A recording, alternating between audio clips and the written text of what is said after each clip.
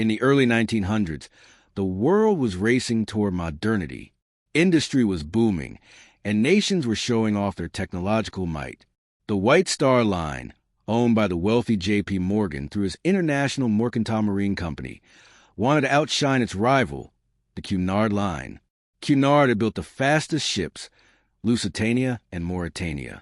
White Star couldn't compete in speed, so they aimed for luxury instead.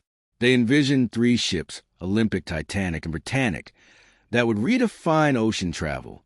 When the RMS Titanic was launched in 1911, she was the largest moving object ever built, a floating palace stretching nearly 900 feet long.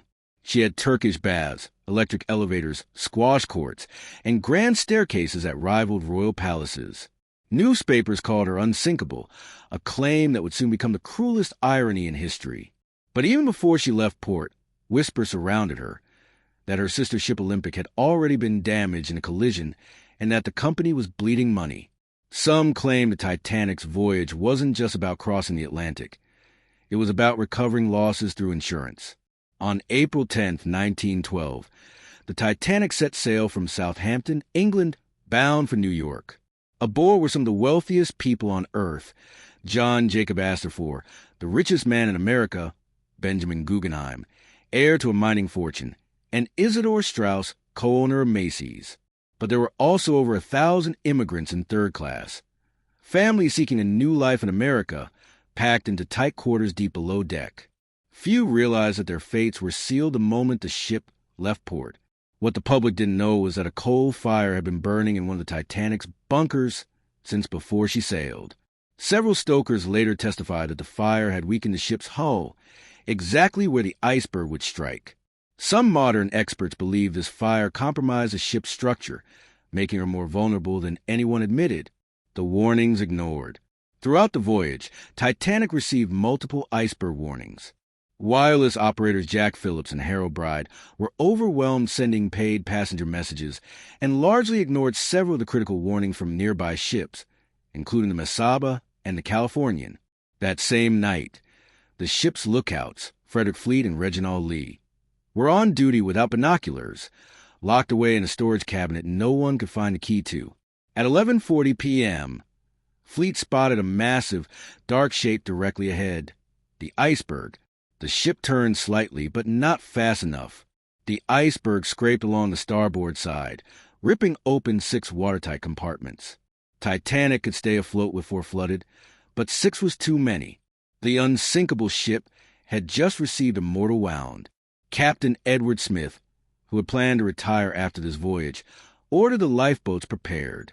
But there was a shocking truth. Titanic didn't have enough lifeboats for everyone on board. Regulations at the time were outdated, based on ship tonnage, not passenger count. She carried only 20 boats, enough for about half the people.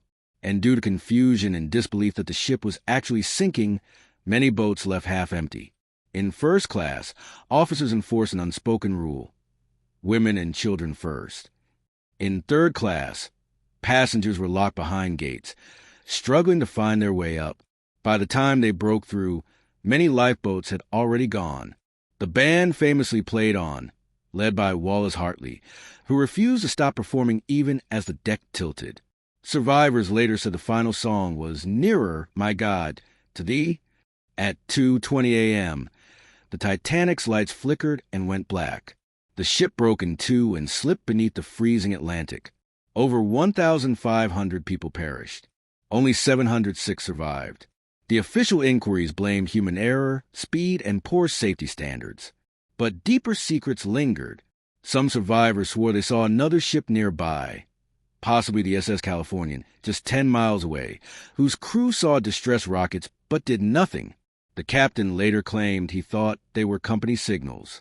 Others pointed to J.P. Morgan, who conveniently canceled his trip aboard the Titanic at the last minute, despite having reserved one of the finest suites. Several other high-profile business rivals of Morgan died on board, fueling conspiracy theories that the disaster was orchestrated to remove opposition to the creation of the U.S. Federal Reserve.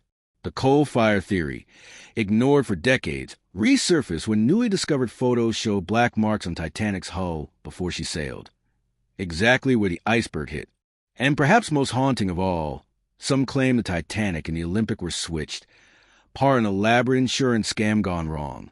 The Titanic that sank, they say, was actually the damaged Olympic, refitted and renamed to collect insurance money. No solid proof has emerged, but the theory refuses to die.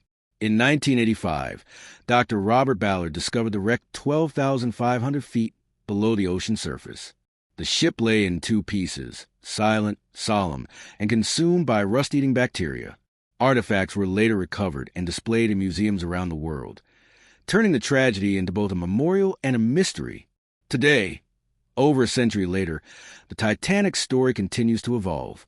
What began as a symbol of human achievement ended as a lesson in human hubris, the price of believing that man could conquer nature itself. But beyond the conspiracy theories and historical debates, one truth remains timeless. The Titanic's greatest tragedy wasn't just the loss of the ship, but the loss of lives. People who dreamed, loved, and hoped for a better tomorrow, only to vanish into the icy depths. Subscribe to our YouTube channel to watch more historical event. Like and comment.